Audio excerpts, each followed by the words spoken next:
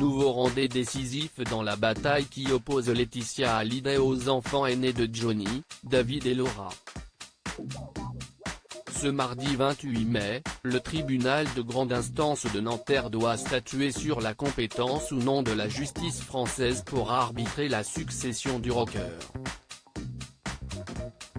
Une décision très attendue, sans cesse repoussée, qui permettra de connaître le droit applicable sur ce dossier, et au fond, de savoir si Johnny Hallyday avait le droit de déshériter ses 4 enfants au seul et unique profit de son épouse.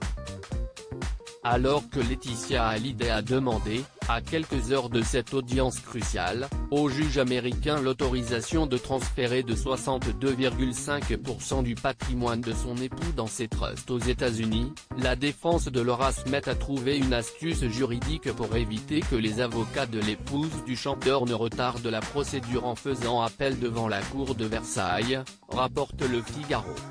Emmanuel Ravana, l'avocat de la jeune comédienne, a ainsi demandé ce que l'on appelle une exécution provisoire.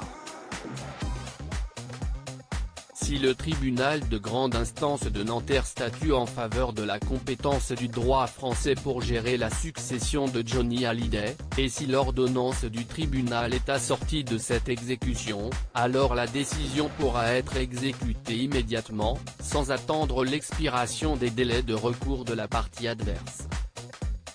Et si Laetitia Hallyday décide de ne pas faire appel de cette décision, les juges pourraient ensuite prononcer dans quelques mois l'invalidité du testament du rocker.